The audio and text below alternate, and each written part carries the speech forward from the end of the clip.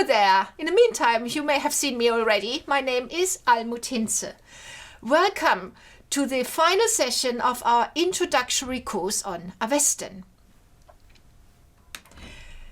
In this video, we are going to look at two short sample texts of the Avesta in order to illustrate some of the points that were made in the previous lessons with a real text.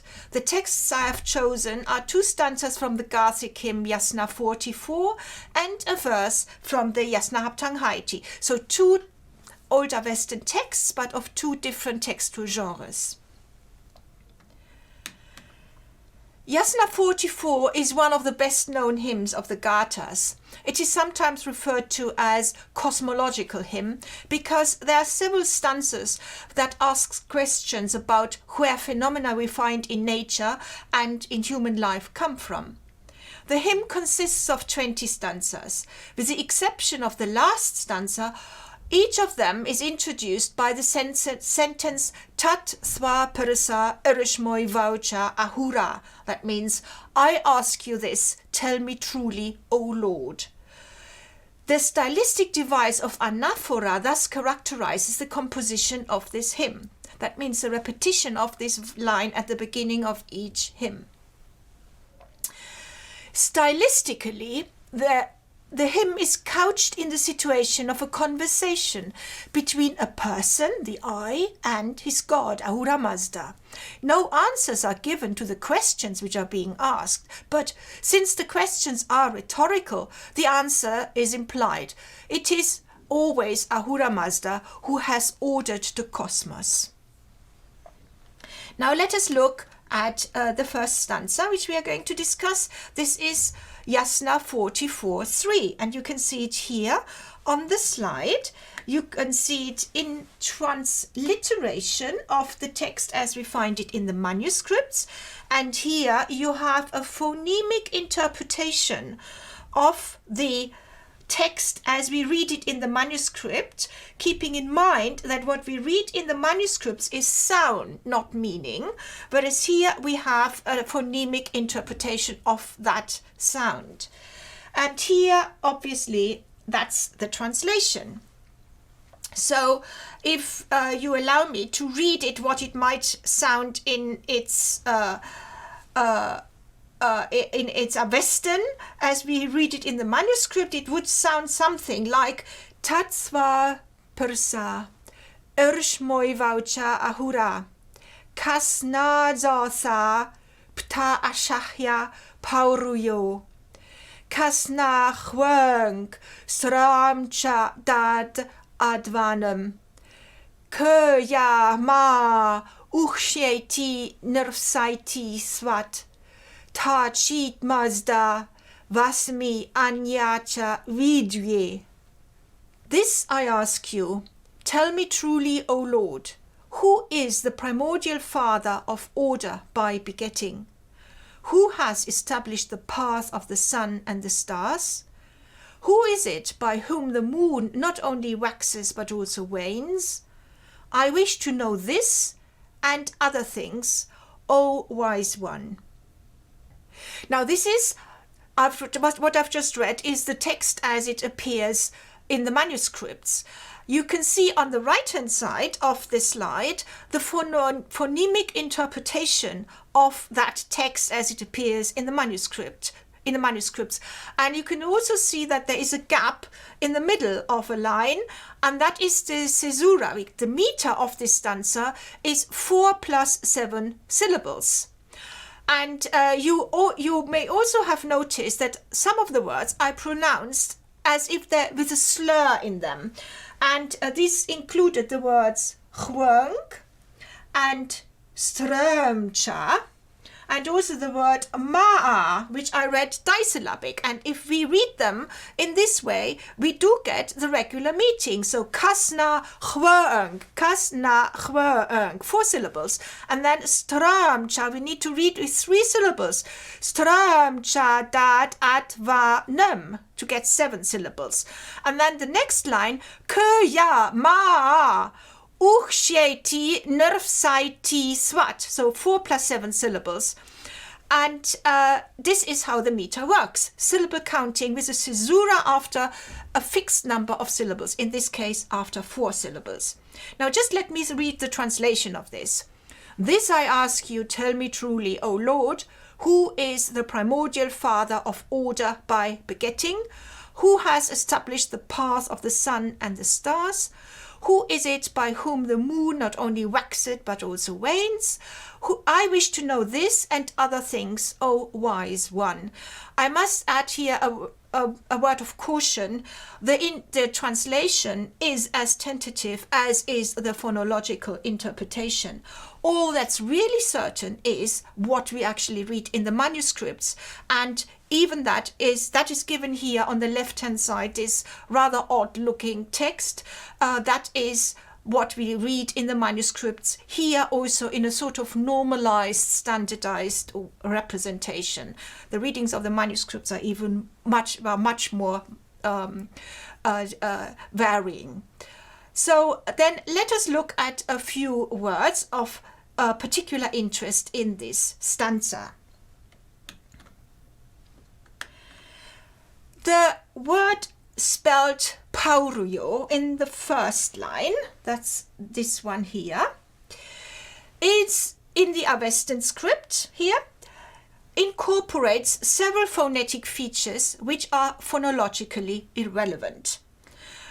Old Persian paruvia, this one here, and Vedic purvia are the etymological equivalents of this Old Avestan word, and they indicate that the phonological interpretation of the Avestan word is parvia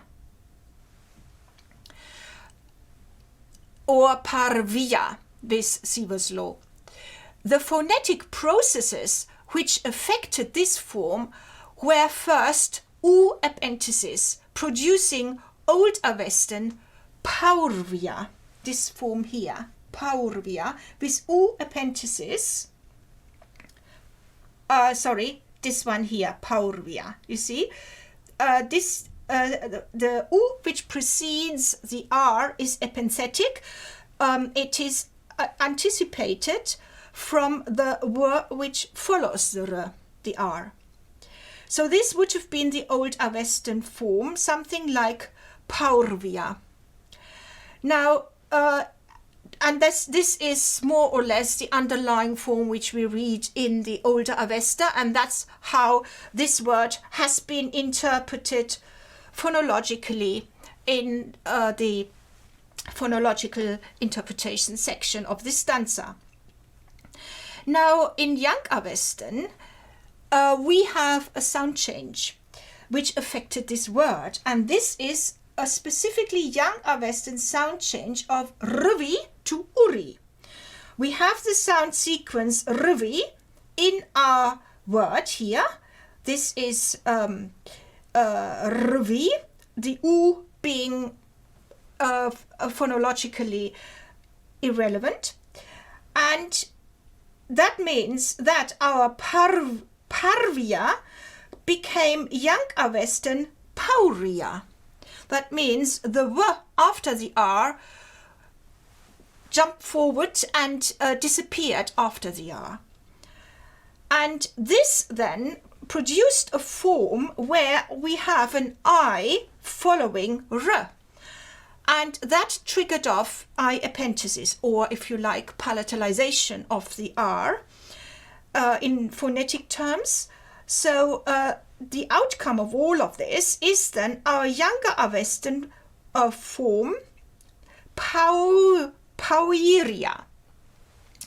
And here then, in the Younger Avestan form, we have the feature that the O preceding the R, this O here, which originally is the epenthetic U of the Old Avestan form, is reinterpreted as a second member of a diphthong au, and this is then followed by an epenthetic I. So here we then have our Younger Avestan form, pauiria. And these are all phonetic processes, not phonological, but they surface very strongly in the forms which we have actually attested. And of course, obviously, they need to be explained. Now, let's look at the next word, which is this word written in bold letters, hvang, which we've already mentioned. And this word is metrically disyllabic, although it looks monosyllabic, but it isn't. We've discussed this word already earlier in the session on phonology as an example for dialectal forms in Avestan texts. And we mentioned other forms which have initial hw, especially in words which are located in river names and a land name located in the area of the Helmand Basin in Sistan. Now here in this particular word, we would not expect a form with hw. Instead, we would expect a form with initial huve. That means a syllable, huve, and this would account for the syllable which we are missing. So we would expect a form like hvang in Old Avestan, which however we don't have.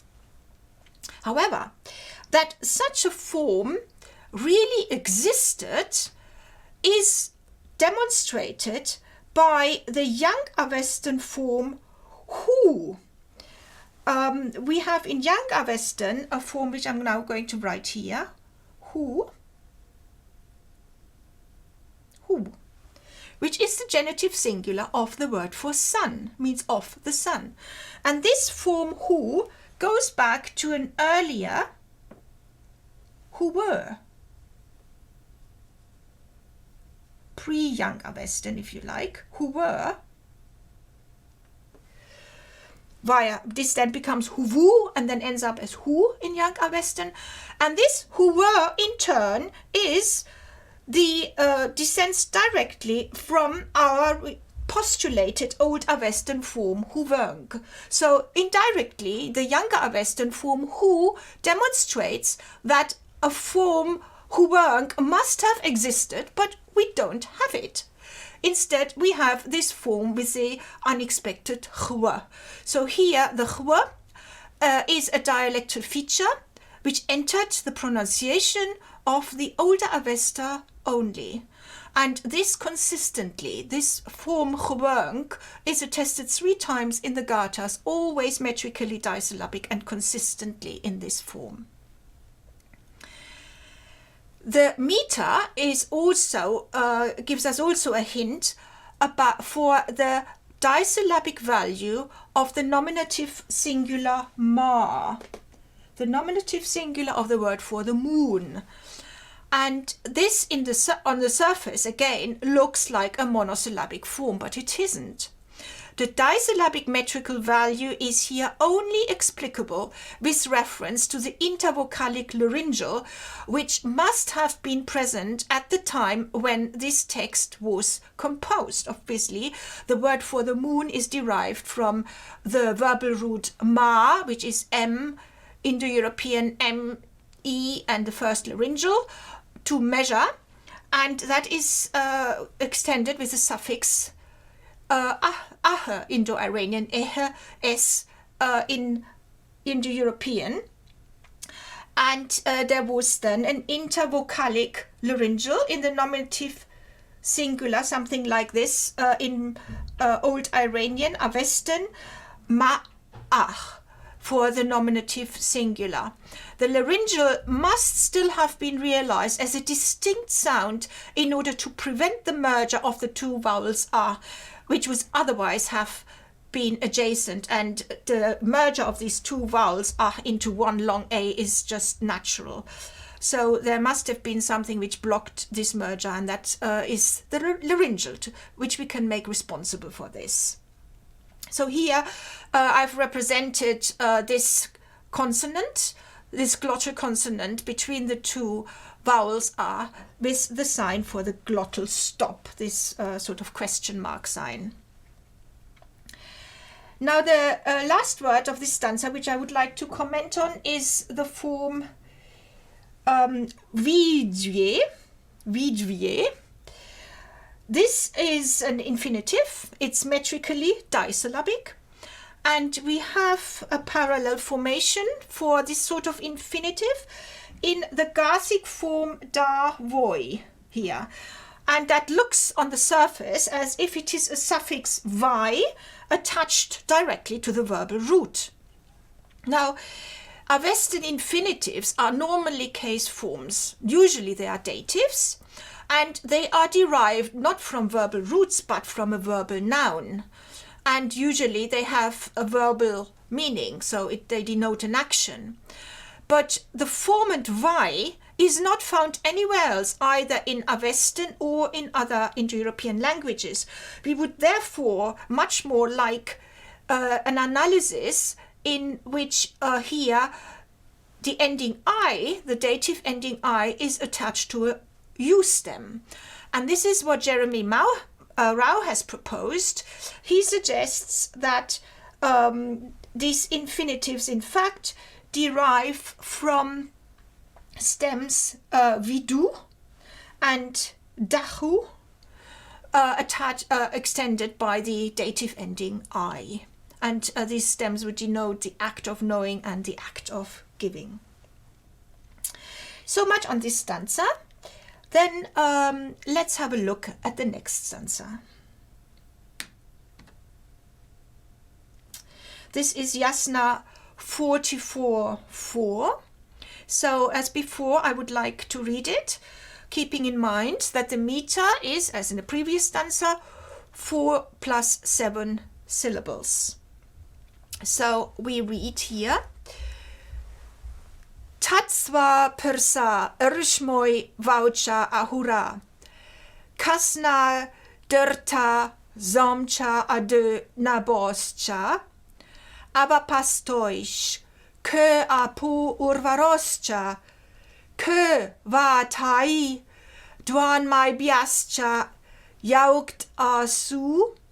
Kasna vangheush mazda damish manangho.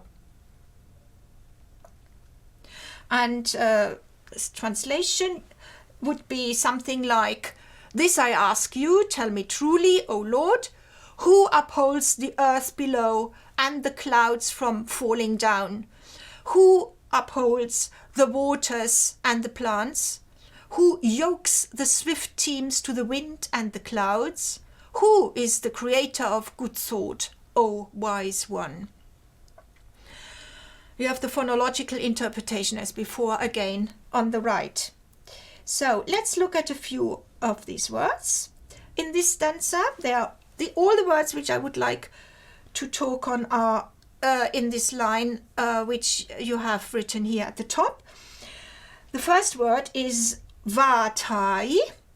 The form is the dative singular of the noun vata, the wind. And it's again metrically trisyllabic. So the gathas here give us valuable evidence for the laryngeal, which is at the end of the verbal root, namely the root va, to blow. And it's the first laryngeal. And here the laryngeals comes to stand between two consonants.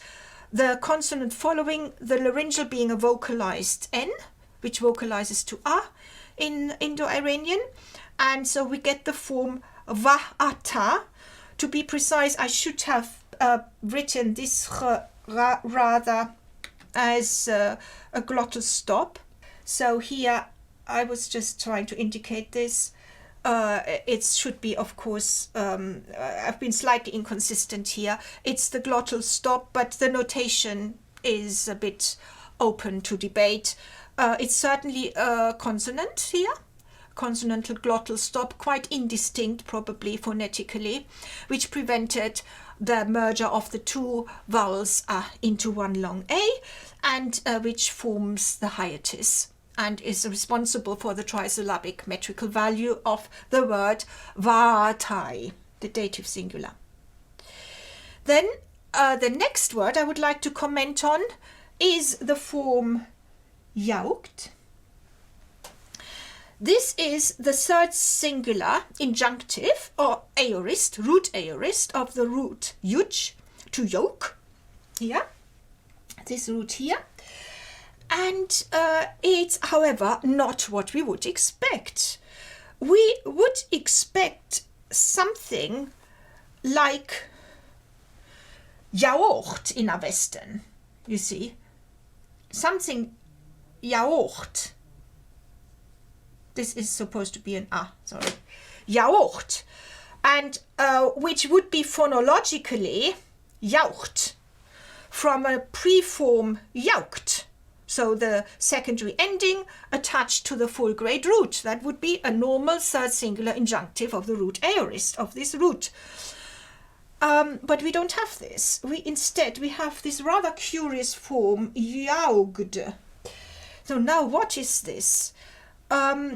We have some parallels for such a phenomenon, this sequence good at the end of words. One of them is the form paiti augd, answering, which is also an Old Avestan form.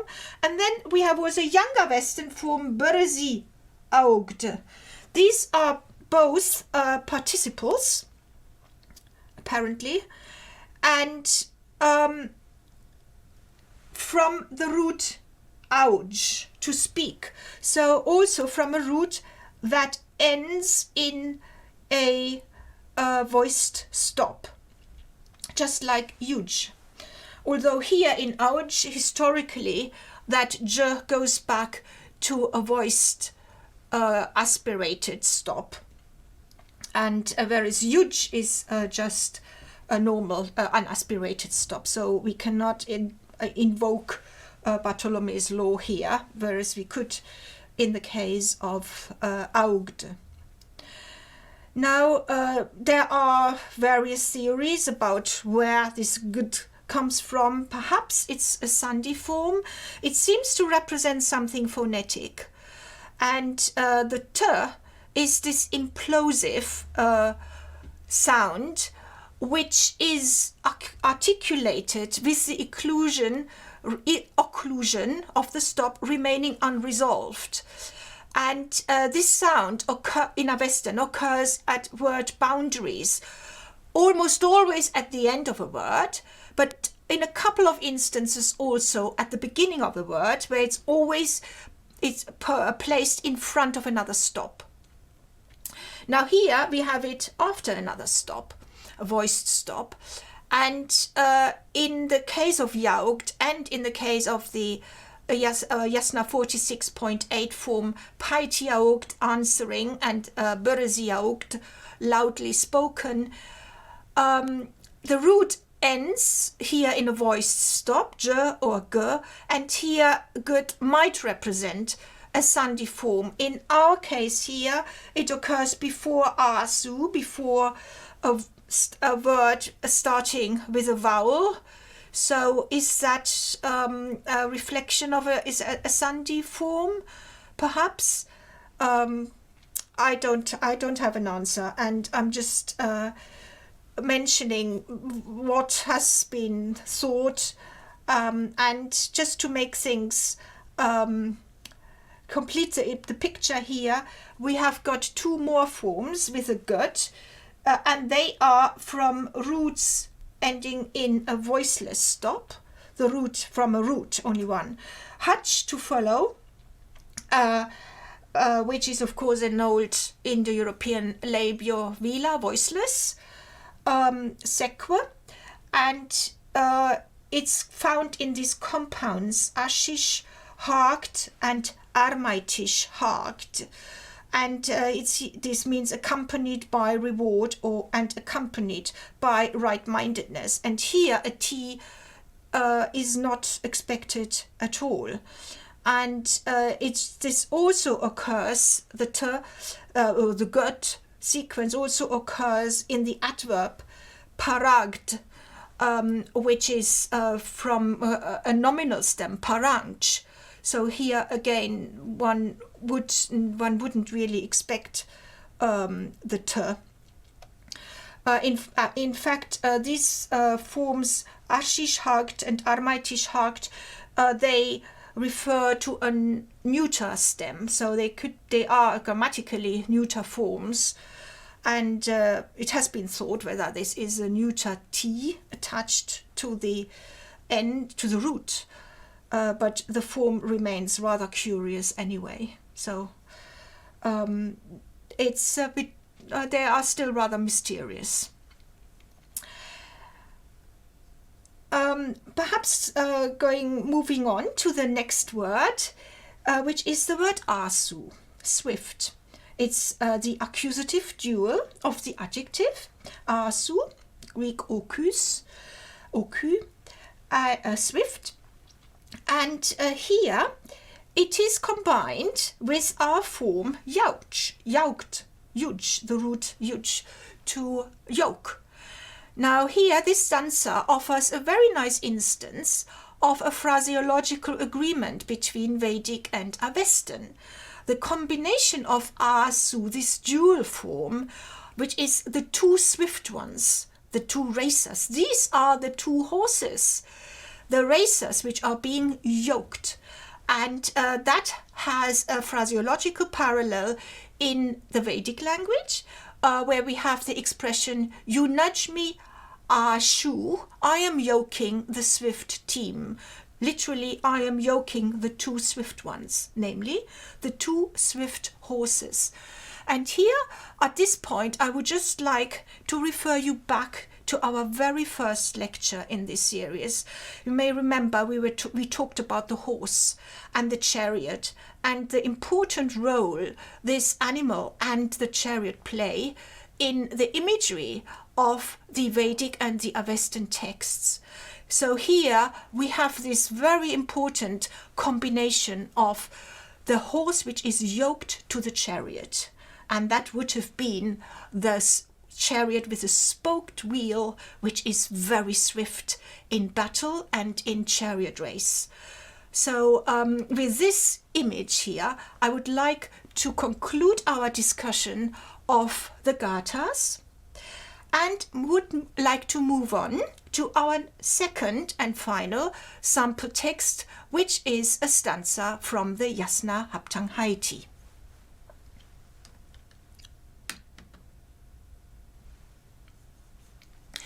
Now, the stanza I have chosen is Yasna 35:2, the very opening stanza of the Yasna Haptaŋhāiti.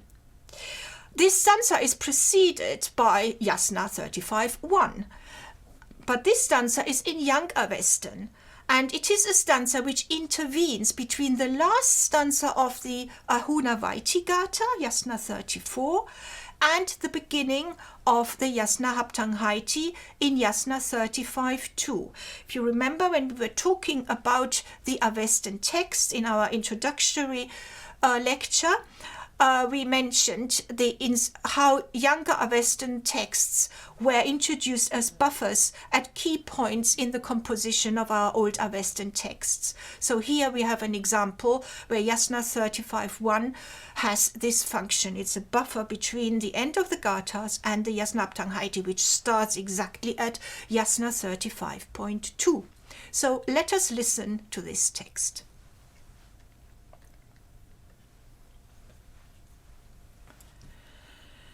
I'm reading it out. First, the text on the left, in the left column, is again the transliteration from the manuscripts, and on the right you can see the phonological interpretation and then the translation. So I'm reading the text as you have it here in the transliteration.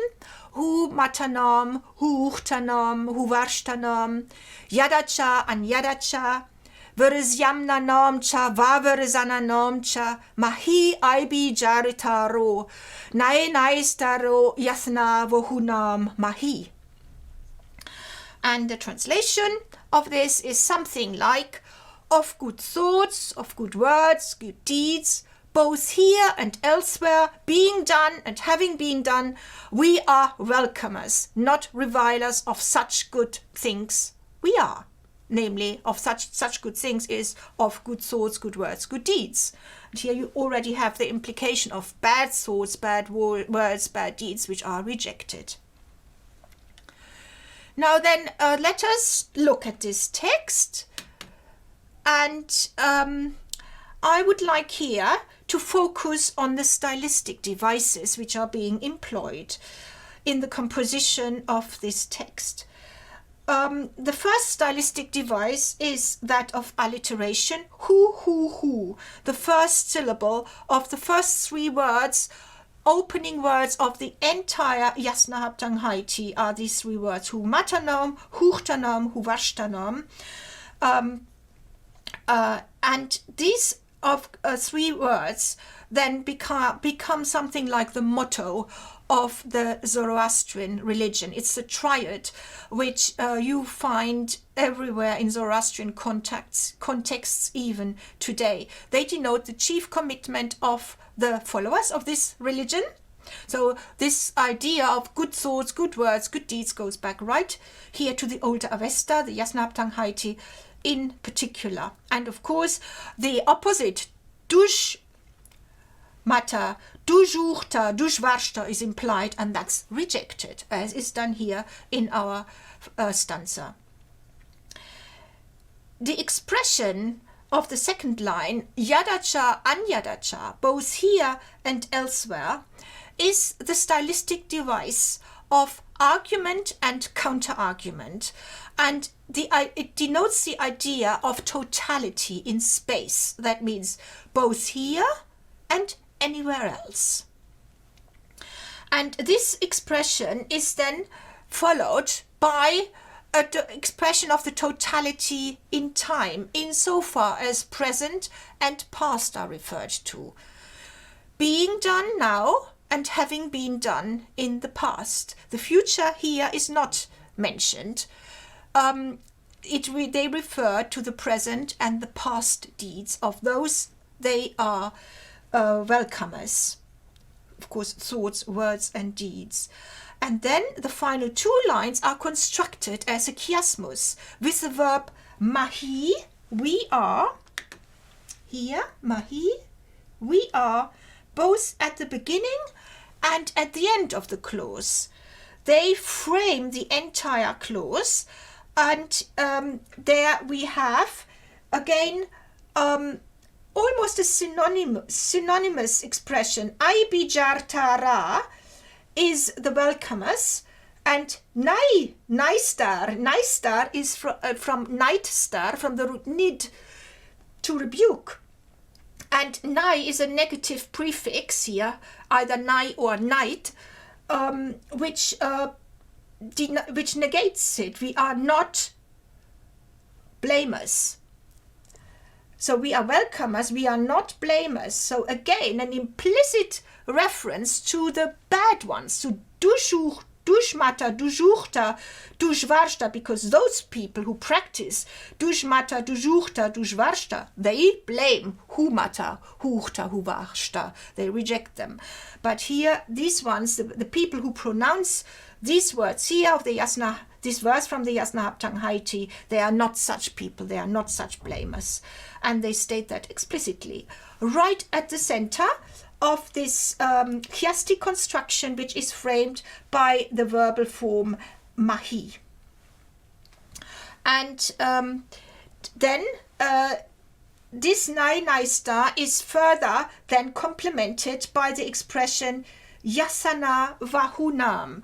Now this yasna is an interesting form. It is the relative pronoun yat, extended by the particle na. So it represents yatna, and it's again a sandhi form with a th instead of the expected implosive t. It has been merged into one, and there are parallels for such a development also in Old Avestan Shisana. So these are sandhi forms where these two words have been merged into one, and here the th is somehow represents the implosive, our implosive t in word final position. So here internally it's realized as a fricative, as a voiceless fricative, chisna and yasna. And it's a sort of a restituted pausal form. Yasna and chisna standing for yatna and chitna. And the form with internal sandhi would have been yatna and chitna by normal assimilation of the voiceless t to the voiced d, n, follow of the first sound of the particle na. So this links then the complement, the genitive plural vahuna of what is good. We are not blamers of what is good. And here this vahunam, this refers back to this 3 times who mentioned at the beginning in the plural vahunam of what is good. So all of that is being welcomed, is being praised, is being received full-heartedly, and it's not being rejected. And that's what's being affirmed here right at the outset of this text. Now there is some debate about the poetic form of the Yasna Haptaŋhāiti.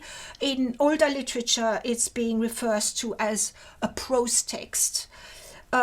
However, what I hope it has become clear that this is a densely composed text and employs a wide range of poetic figures, as we have seen just in these few lines, and that these figures form smaller units.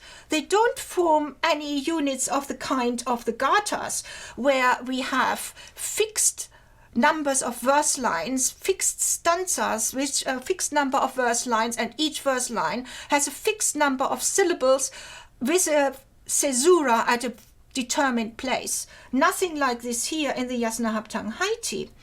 But we do have a poetic form, I think, but it's a different poetic form.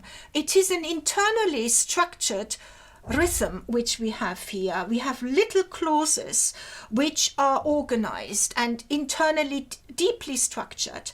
So this is a type of poetry which was particularly popular amongst the Indo-Iranian people, and maybe even earlier, for liturgies, when they recited texts in the rituals as part of their rituals.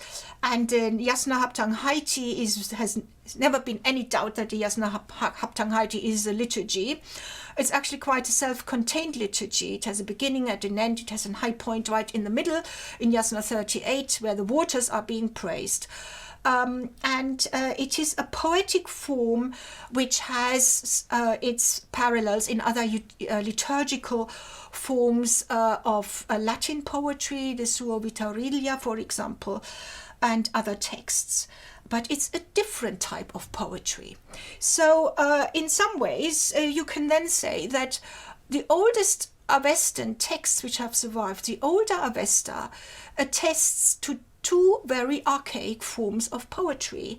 The gathas have the syllable counting stichic poetic form, and the Yasna Haptaŋhāiti has the strophic form of internally structured rhythmic phrases. And the number of phrases you add is not limited by any way limited as it is in the gathas. Now, so we have now reached the end of this session. It concludes our taster session on Avestan texts. I hope you enjoyed it, and I thank you very much for watching. Goodbye.